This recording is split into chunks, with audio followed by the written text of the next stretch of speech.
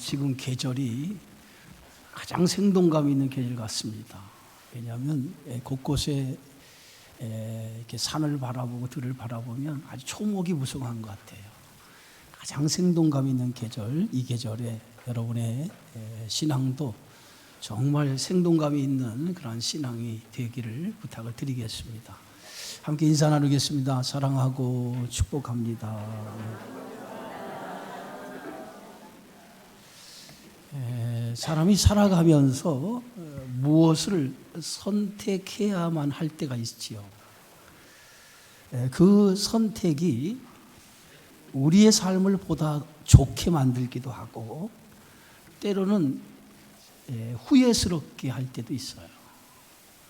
어떤 선택을 하느냐에 따라서 인생의 결과가 아주 크게 달라진다는 거죠. 오늘 본문의 말씀이 아마 그런 말씀이 아닌가 그렇게 생각이 되어집니다. 여리고성과 아이성의 정복 이후에 요단 서쪽에 있는 가나안 중부와 남부에 있는 가나안 족속들이 그 여리고성과 아이성 함락에 대한 소식을 전해 듣게 되어지죠. 그리고 그 소식은 그들에게 큰 위기의식으로 다가왔고 그 위기의식 속에 그들은 이스라엘과 맞서 싸우기 위해서 연합 동맹을 맺고 이제 이스라엘을 대항하게 되어지죠.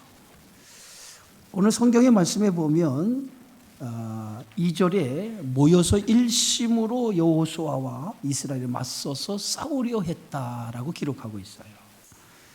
이 가나안 족속들은 평소에는 알력과 경쟁 관계에 있는 족속들입니다. 그런데 이들이 하나님이 행하신 놀라운 일들을 전해 듣게 되어지면서 하나님을 대적하기 위해서 그들이 군사적인 연합 동맹을 맺게 된 겁니다. 어찌 보면 이것이 악한 자들의 속성이 아닌가 우리가 생각해 볼 수 있죠. 평소에 서로 대적하다가도 자신들의 이익을 지키기 위해서는 언제나 하나가 되는 일을 서슴지 않는 이들. 예수님 당시에도 보면 사두개인과 이 바리새인들, 이들은 하나가 될 수 없는 사람들이었어요. 정치적으로나 또 교리적, 신앙적으로 전혀 다른 노선을 가지고 있는 사람들이었습니다. 그런데 예수님을 죽이는 일에는 서로 하나가 되었다라고 성경은 말하고 있죠. 이 가나안 족속들이 서로 연합을 한 이유는 한 가지입니다. 이스라엘 백성들이 행한 이 아이성과 여리고 정복에 대한 이야기를 듣고 그들이 두려움을 가졌다는 거예요. 그 두려움이 그들로 하여금 연합할 수 있는 동맹을 맺고 연합하여 이스라엘과 대항하여 싸우고자 했다는 거예요. 우리가 성경에 보면 기생 라합이 하나님의 행하신 일을 듣고 그것을 믿음화시켰어요. 그리고 그 믿음화시킨 결과 그의 가족이 구원을 받게 되어졌어요. 이 가나안 7족속도 하나님의 행하신 일을 들었어요. 오늘 성경 말씀에 보면 그들이 하나님의 행하신 일을 들었다라고 기록하고 있어요.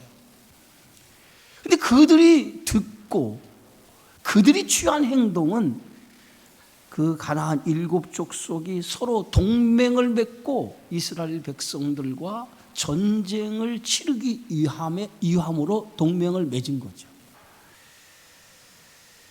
어찌 보면 똑같이 하나님이 행하신 일을 라합도 듣고 가나안 원주민도 들었어요. 그런데 그들의 행동은 전혀 다른 행동으로 나타났다는 거죠. 라합은 하나님의 행하신 일을 듣고 믿음으로 그 모든 일을 받아들였고 가나안 원주민들은 그 두려움에 결국은 하나님을 대적하기 위해서 동맹을 맺었다고 하는 것입니다. 이 가나안 원주민들이 동맹을 맺고 이스라엘과 대항하여 싸우려고 했을 때에 여기에 참여하지 않는 그러한 가나안 족속이 하나 있어요. 그게 오늘 본문에 등장하는 기브온 주민들입니다. 이 기브온 사람들은 가나안 7 족속 중 하나인 휘 족속에 속한 주민들이었어요. 이들도 역시 오늘 여호수아가 행한 그 일에 대해서, 여리고성과 아이성이 정복당한 그 일에 대해서 그들이 들었어요. 그러나 그들이 듣고 그들은 이 가나안 다른 원주민들과 달리 그들의 동맹에 참여하지 않았다는 거예요. 이 기브온 주민들의 사람들은 어디에 속한 사람들입니까? 오늘 성경에 보면 휘족 속에 속한 사람들이고, 그들은 아이성에서 남서쪽으로 12km 정도, 또 여리고성을 기준으로 할 때 서쪽으로 22km 지점에 위치해 있는 아이성에서 그리 멀지 않는 지역에 사는 사람들이었어요. 그런데 이들은 이 여리고성과 아이성 정복에 대한 소식을 듣고 그들은 두려움을 가졌어요. 그러나 그 두려움을 갖고 그들은 우리가 독자 생존의 길, 어떻게 하면 우리가 살 길을 모색할 수 있을까라고 그들 스스로 살 길을 모색하기 시작했다는 거예요. 이 기브온 주민들은요, 이 아이성보다 훨씬 크고 강한 족속입니다. 그런데도 불구하고 그들은 이 아이성 장복에 대한 소식을 듣고 나서 그들은 이스라엘군과 대항하여 싸우기보다는 우리가 이스라엘과 조약을 맺어서 살 길을 모색하는 일이 가장 현명한 일이다라고 스스로 판단하고 그 길을 모색했다는 거예요. 그래서 오늘 성경의 말씀에 보면 이 기브온 주민들이 자신의 살 길을 모색하는 그 과정에 대한 설명이 오늘 3절에서부터 15절까지의 그 내용으로 기록되어져 있어요. 이 기브온 주민들은 이스라엘과 조약을 맺기 위해서 어떤 꾀를 냅니까? 오늘 성경에 보면 사신의 모양을 꾸미고 헤어진 전대와 헤어지고 찢어져 기운 가죽 포도 부대를 나귀에 싣고, 낡아서 기운 신을 신고 낡은 옷을 입고, 그리고 마르고 곰팡이 난 떡을 준비하고, 그리고 이스라엘 백성들이 머물고 있는 길갈 진영으로 찾아가죠. 그리고 여호수아에게 이렇게 얘기합니다. 우리는 먼 나라에서 온 사람들입니다. 그러니 우리와 화친 조약을 맺읍시다라고 화친 조약을 맺자라고 청하죠.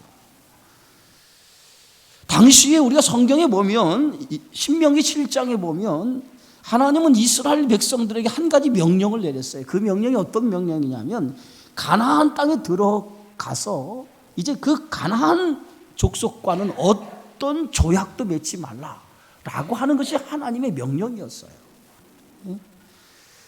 신명기 7장에 보면 그들과 어떤 언약도 맺지 말고, 그들을 불쌍히 여기지도 말고, 그들과 혼인하지도 말고, 그들의 제단을 헐고 주상을 깨트리고, 그리고 모든 우상을 불태우고 진멸하라. 이것이 하나님이 이스라엘 백성들에게 주신 명령이었어요.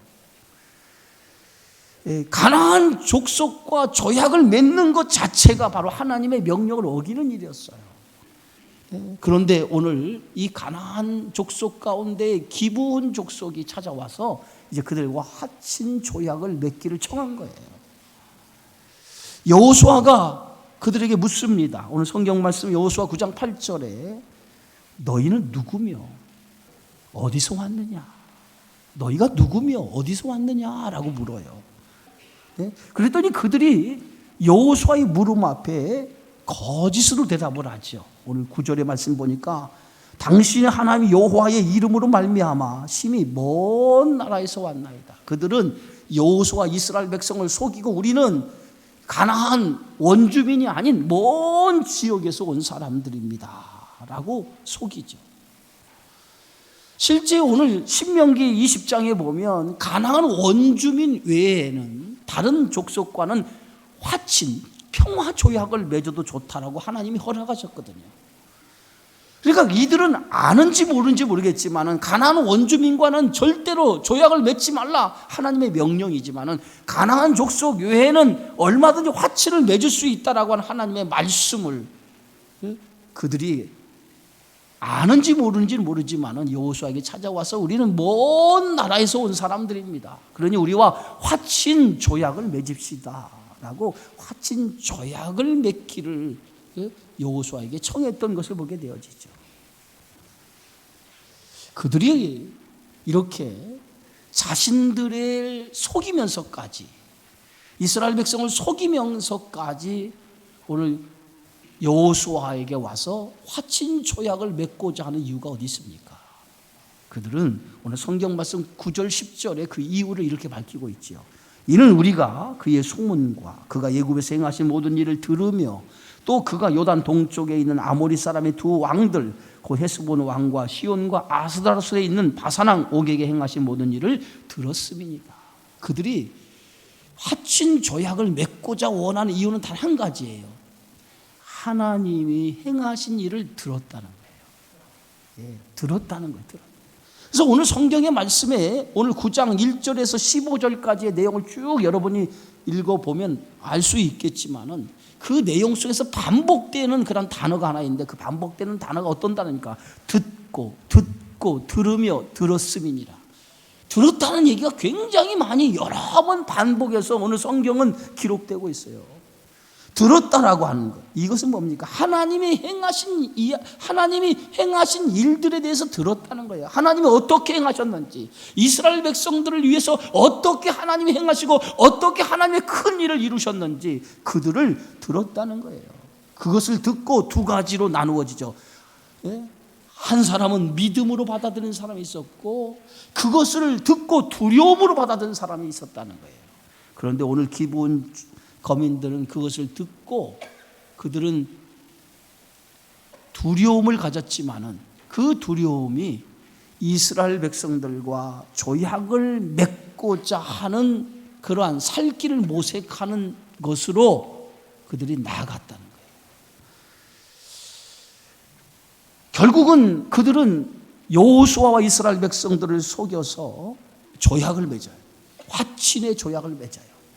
우리가 너희들의 생명을 보장하겠다라고 하는 화친의 조약을 맺습니다.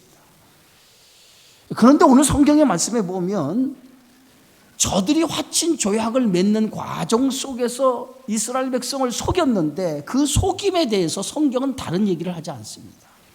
왜 그렇습니까?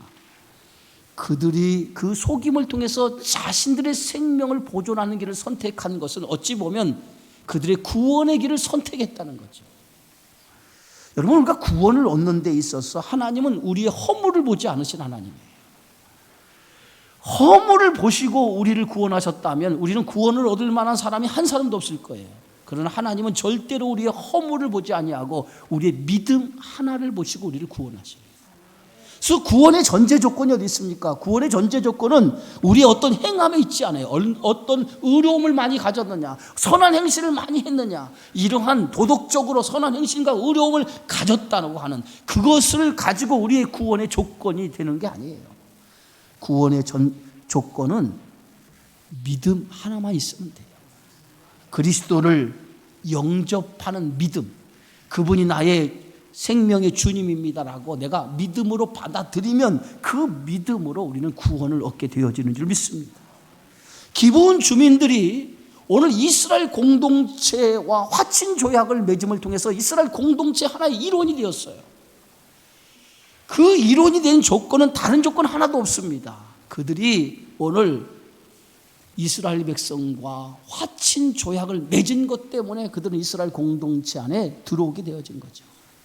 자, 오늘 성경의 말씀에 보면 오늘 여호수아와 이스라엘 백성도 화친 조약을 맺었을 때에 오늘 그 조약을 맺는 과정에서 한 가지 여호수아가 큰 실수를 저지르죠. 그 실수가 어떤 실수입니까? 오늘 9장 14절에 성경은 이렇게 밝히고 있어요. 어떻게 할지를 여호와께 묻지 아니했다라고 기록하고 있어요. 그 기브온 거민들과 그 기브온 주민들과 화친 조약을 맺는 과정 속에 그들이 이스라엘 백성들을 속이고 화친 조약을 맺기를 원했을 때에 그들의 행색을 다 살펴보았습니다. 살펴보니까 그들이 정말 먼 나라에서 온 사람들과 같았어요. 그래서 여호수아는 그들의 그 말에 속고 결국은 화친 조약을 맺는데, 그 맺은 과정 속에서 하나님 앞에 뜻을 묻지 아니하고 그들 자기 판단에 의해 이 기브온 주민들과 화친 조약을 맺은 거예요. 여러분, 아이성 정복의 실패도 무엇이 실패의 원인을 가져왔습니까? 오늘 정탐꾼을 보내어서 아이성을 정탐하게 했어요. 그때 아이성을 정탐하고 온 사람들이 뭐라고 보고를 했냐면 2-3천 명의 군사만 있으면 능히 아이성을 정복할 수 있습니다 라고 이렇게 보고를 했어요. 그때 여호수아는 그들의 보고를 받아들이고 자기 판단에 의해서 3천 명의 군사를 아이성 정복에 보냈죠. 3천 명의 군사를 보내어서 아이성 정복에 나섰다가 결과적으로 아이성 정복에 큰 실패를 가져온 거예요.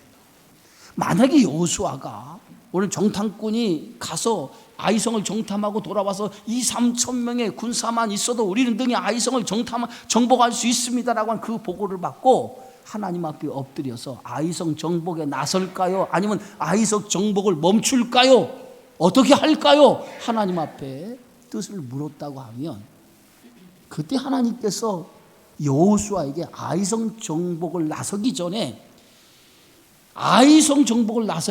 먼저 아간의 범죄를 하나님이 처단할 것을 하나님께서 가르쳐 주었을 거예요. 그런데 여호수아는 아이성 정복에 나설 때 순전히 정탐꾼들의 이야기만 듣고 자기 판단에 의해서 군사를 보내었던 거예요. 그것이 아이성 정복의 실패로 돌아온 거예요.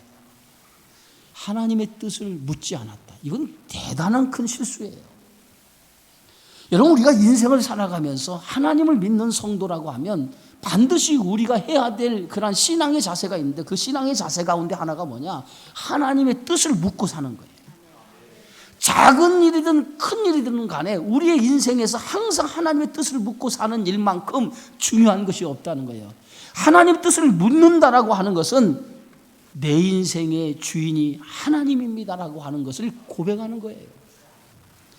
하나님을 내 삶의 중심으로 모시고 산다라고 하는 증거가 바로 하나님 앞에 뜻을 묻고 사는 거예요. 그런데 오늘 여호수아는 이 기브온 족속들과 조약을 맺는 과정 속에서 하나님의 뜻을 묻지 않았어요. 자기 판단에 의해서 기브온과 조약을 맺은 거예요. 어찌됐든 간에 이렇게 해서 기브온 족속들과 조약을 맺고 난 다음에 사흘이 지났어요. 사흘이 지난 후에 그들이 먼 나라에서 온 그러한 사람들이 아니라 가장 가까운, 아이성에서 가장 가까운 지역에 사는 기브온 휘 족속 중에, 가나안 원주민 중에 한 족속인 휘 족속 중에 기브온 주민들이라고 하는 것을 알게 되어진 거예요. 그럼 가나안 원주민들, 하나님 뭐라고 명령하셨어요? 그들을 진멸하라, 하나도 남김없이 다 진멸하라고 하는 그 대상이었던 거예요. 그런데 그 진멸해야 될 대상인데 그들과 화친을 맺은 거예요. 그럼 화친을 맺었기 때문에 그들을 진멸할 수 없는 그런 상황에 이르게 되어진 거죠. 결국은 여호수아의 잘못된 판단으로 말미암아 기브온 주민들과 화친 조약을 맺음으로 인해서 하나님의 말씀을 어긴 결과가 되어졌어요. 그렇다고 해서 그 화친 조약을 물릴 수가 없는 거예요. 오늘날 여러분, 우리가 약속을 하면, 한 사람이 속여서 약속을 하면 이 속여서 약속을 맺었기 때문에 이 약속은 원천 무효입니다 라고 이렇게 얘기할 수 있을 거예요. 그러나 당신의 약속은 그런 약속이 아니에요. 사랑과의 맺은 그런 약속이 아니라 이 약속은 하나님의 이름으로 맺은 약속이에요. 그러니까 반드시 이 약속은 지켜져야만 하는 약속이었던 거예요. 이것을 쉽게 깰 수 있는 약속이 아니에요. 반드시 지켜야만 돼요. 여러분, 사무엘하 21장에 보면 다윗 시대에 3년 기근의 때가 일어난 적이 있어요. 3년 동안 기근이 일어나서 나라가 굉장히 어려울 때가 있었습니다. 근데 이 기근의 원인을 성경은 이렇게 얘기하고 있어요. 하나님과 맺은 언약을 어겼기 때문에 내린 기근이라고 성경은 얘기하고 있어요. 하나님과 맺은 언약을 어겨서 하나님께서 그 재앙으로, 그 벌로 3년 동안 다윗 시대에 기근을 내렸다는 거예요. 그러면 그 당시에 다윗이 어긴 그 하나님의 언약을 어긴 내용이 뭐냐? 그것은 바로 사울왕 시대에 사울왕이 기브온 사람들, 성전에서 일하는 기브온 사람들을 죽였기 때문에 그 죽인 하나님의 언약을 어기고 그들을 진멸하지 말라고 언약을 맺어 그들의 목숨을 살려주기로 했는데 사울왕이 그 하나님 성전에 일하는 기브온 주민들을 죽였기 때문에 3년이라고 하는 기근을, 그 재앙을 내리게 되었다는 거예요. 여호수아는 결국은 기브온 주민들에 의해서 속임을 당하고 그들과 화친 조약을 맺어요. 대신 여호수아는 그들에게 이렇게 말합니다. 오늘 성경 말씀에 보면 21절과 23절, 27절에 이렇게 말하는데요. 그날의 여호수아가 그들을 여호와께서 택하신 곳에서 회중을 위하여 여호와의 제단을 위하여 나무를 패며 물을 깃는 자들로 삼았더니 오늘까지 이르니라. 결국 그들은 이스라엘 공동체 한 일원으로 받아줬어요. 화친 조약을 맺음을 통해서 가나안 족속이지만은 가나안 족속 중에 희족속인 이 기브온 주민들을 이스라엘 공동체 일원으로 받아들였어요. 받아들인 대신 그들에게는 평생 하나님의 성전에서 어떤 일을 하도록 했습니까? 물을 깃고 나무를 패는 종으로서 사는 일을, 사는 그러한 일을 그들에게 허락해 주었다. 오늘 저는 이 말씀을 생각해 보면서, 이 말씀 기브온과 이스라엘 백성과 언약을 생각해 보면서, 이 기브온 주민들은 결국은 가나안 족속으로서 멸망을 당할 수밖에 없는 거민들이에요. 주민들이에요. 그런데 이들이 다른 가나안 족속들은 가나안 정복에 의해서 다 멸절당했습니다. 다 진멸을 당했어요. 그런데 오직 한 이 족속만 멸망을 당하지 않았는데 이게 바로 기브온 주민들이었어요. 그리고 그들은 이스라엘 공동체의 한 일원이 되었어요. 무엇이 그들로 하여금 멸망당하지 않냐고 이스라엘 공동체 안에 들어올 수 있는 복을 얻게 되었습니까? 그들의 선택에 있었다는 거예요. 선택. 하나님이 행하신 일을 듣고 그들은 두려워하고 간담이 높고 정신이 잃을 정도였어요. 그러나 가나안 족속들은 하나님이 행하신 일을 듣고 간담이 높고 정신을 잃고 그들은 서로 이스라엘 백성과 대항하기 위해서 연합하여 전쟁을 벌이려고 했습니다. 그러나 그 중에서 기브온 주민들만은 현명한 선택을 했어요. 자신들의 살 길을 모색을 했어요. 우리가 어떻게 하면 우리는 진멸당하지 아니하고 살아갈 수 있을까? 그 길을 선택한 거예요. 그 길이 어떤 길이었습니까? 바로 여호수아와 화친 조약을 맺는 일이었어요. 복음을 듣는 자에게는 항상 두 가지 길이 제시가 되죠. 구원의 길과 멸망의 길이에요. 복음을 선포합니다. 그러나 이 복음을 선포할 때 그 복음을 선포할 때 이 복음을 듣는 사람에게는 두 가지 길이 앞에 놓여져 있어요. 구원의 길과 멸망의 길이에요. 어떤 길을 선택하느냐에 따라서 선택하는 것은 그 사람의 결정에 달려 있어요. 내가 복음을 받아들이느냐 받아들이지 않느냐 그것은 그 사람의 선택에 달려 있습니다. 그러나 그 선택의 결과는 엄청난 결과가 따르게 되어진다는 거예요. 하나는 사망의 길, 멸망의 길로 걸어가지만 멸망의 길이지만 하나는 어떤 길입니까? 생명의 길이라는 거예요. 기브온 주민들이 선택한 길은 어떤 길입니까? 그들은 구원의 길, 생명의 길을 선택했다는 거예요. 결국 그들이 하나님이 행하신 일을 듣고 똑같이 가나안 원주민도 듣고 기브온 주민들도 들었어요. 그러나 들었지만은 이 가나안 원주민들은 믿음으로 취하지 않았지만은 그러나 이 기브온 주민은 그 하나님이 행하신 일을 듣고 믿음으로 받아들였다는 거예요. 이것이 다른 점이라는 거예요. 결국 그들은 그 선택으로 말미암아 하나님의 성전에서 물을 깃고 나무를 패는 자로서의 평생 하나님의 성전의 종으로 살았지만 그것이 그들에게는 엄청난 복이었다는 거예요. 여러분, 성전에서 예비하는 자로 살아가는 것이 얼마나 큰 축복입니까? 그래서 시편 84편의 시편 기자는 이렇게 얘기하죠. 주의 궁정에서의 한 날이 다른 곳에서의 첫날보다 나은즉 악인의 장막에 사는 것보다도 내 하나님 성전 문지기로 사는 것이 좋사오니. 예? 악인의 한 날이, 예? 악인의 장막에 사는 것보다 하나님의 성전에 사는 것이 더 행복하다는 거예요. 여러분, 이스라엘 백성이 이제 결국은 바벨론에 의해서 포로로 잡혀가죠. 70년이라고 하는 그 기간 동안에 포로 생활을 하는데, 이때 포로로 잡혀갈 때에 이스라엘의 귀족층 그리고 평민들 할 것 없이 아주 하찮은 사람 외에는 다 바벨론 땅으로 포로로 끌려갑니다. 이때 포로로 끌려갈 때에 이 이스라엘 공동체 안에 들어왔던 이방 사람인 이 기브온 주민들도 함께 포로로 끌려가요. 그래서 70년 동안 이들이 바벨론에서 생활을 하게 되어져요. 여러분, 70년이라고 하는 이 기간은 결코 작은 기간이 아니에요. 우리가 한 세대가 지나갈 때 그 세대를 100년이라고 하는데, 실제 70년이면 한 살에 끌려갔던 사람이 포로가 끝나고 고국으로 돌아오면 몇 세가 됩니까? 70세가 돼요. 그런데 포로로 끌려간 사람이 대다수가 그 당시에 30대 이후라고 한다면 그들은 그곳에서 죽었고, 그리고 2세나 3세가 그 땅에서 정착하며 살게 되어졌을 거예요. 그런데 70년 만에 드디어 페르시아가 바벨론 제국을 통일하고, 페르시아의 초대 왕이었던 원년이었던 그 고레스 왕이 모든 포로로 잡혀온 사람들 고국으로 돌아가도 좋다라고 하는 그 칙령을 발표하지요. 그래서 포로로 잡혀온 사람들이 고국으로 돌아갈 길이 열린 거예요.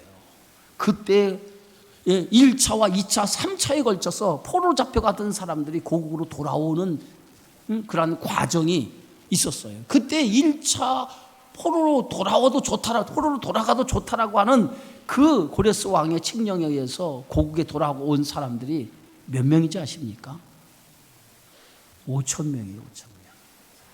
5천 명이 1차 고국으로 포로로 돌아온 사람이 고국으로 돌아가도 좋다라고 하는 그 명령을 받고 고국으로 돌아온 사람이 5천 명밖에 안 됐어요.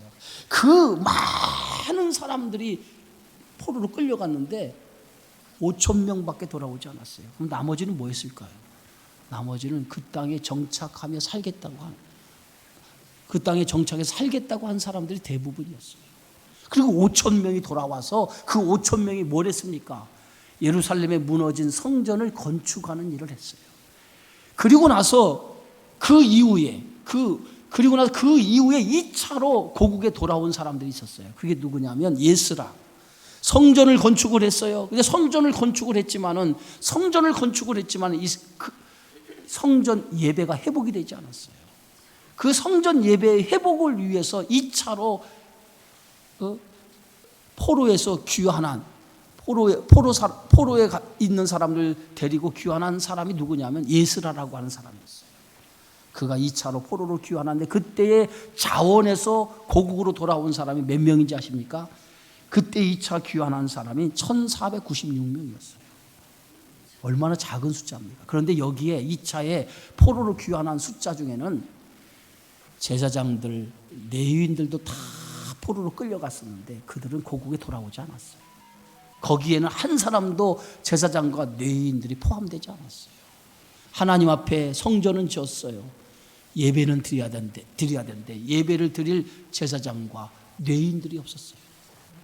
그래서 예스라는 2차 귀환자를 모집하는 중에서 제사장과 레위인이 없기 때문에 2차 귀환을 속히 할 수가 없었어요. 그래서 그 당시에 레위인들이 사는 지역으로 찾아갔어요. 사람들을 보내서 찾아가서 그들을 설득하기 시작을 했어요. 고국에 돌아가서 우리가 예배 회복을 해야 됩니다.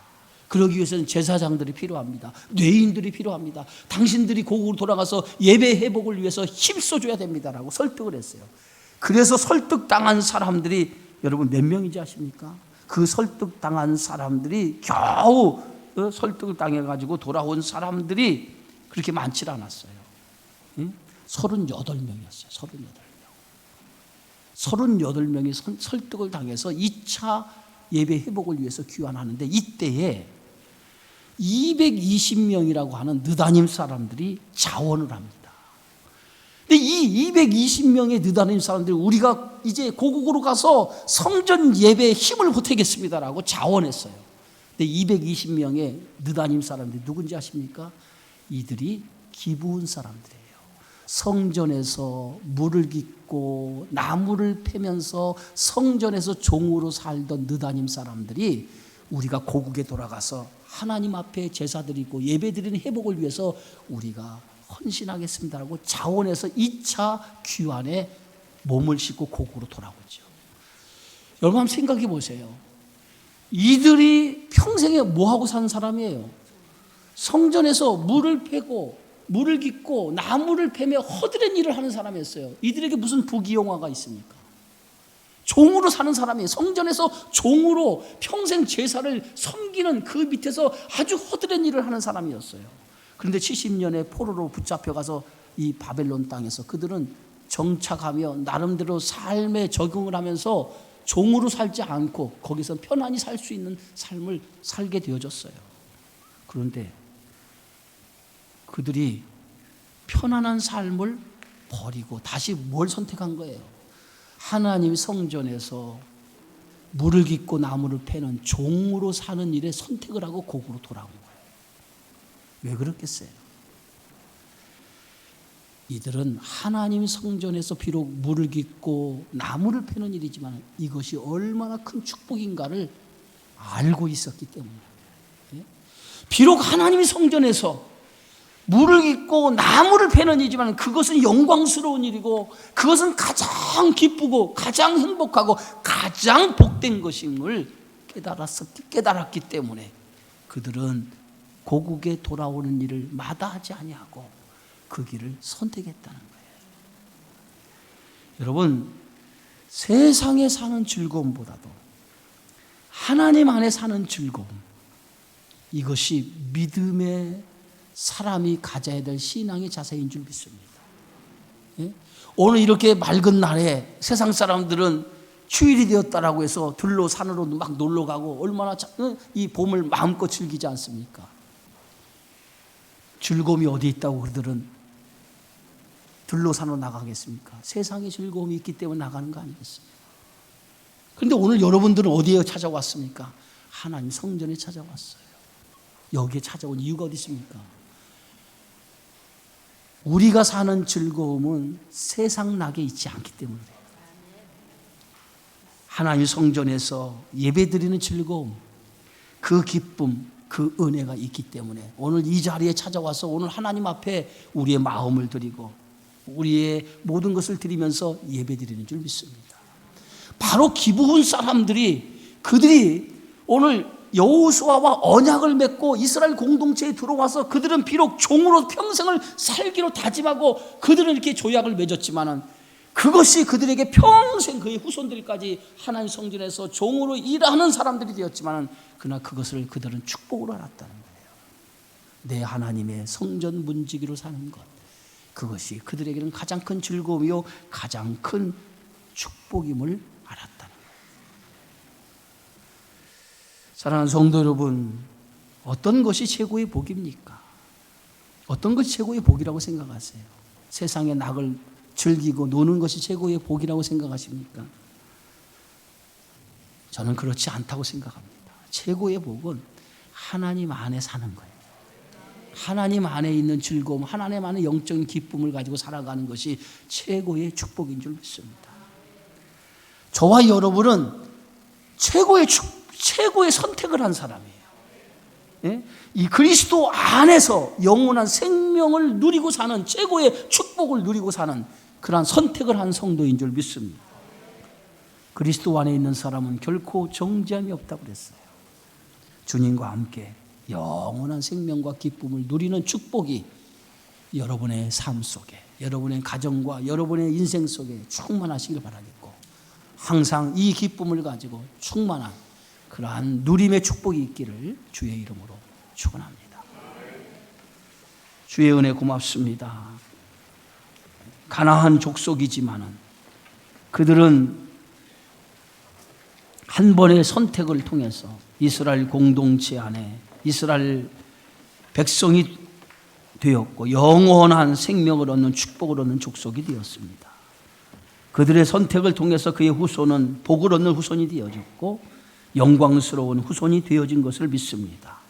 오늘 이 말씀처럼 우리는 예수 그리스도를 믿음을 통해서 구원을 받고 주님의 백성으로도 영원한 생명 안에 주님이 주시는 즐거움 안에 살아가는 놀라운 은혜를 힘입은 것을 감사하게 하시고 그 기쁨으로 세상을 살아가는 저희들 되어질 수 있도록 저희들을 축복해 주옵소서.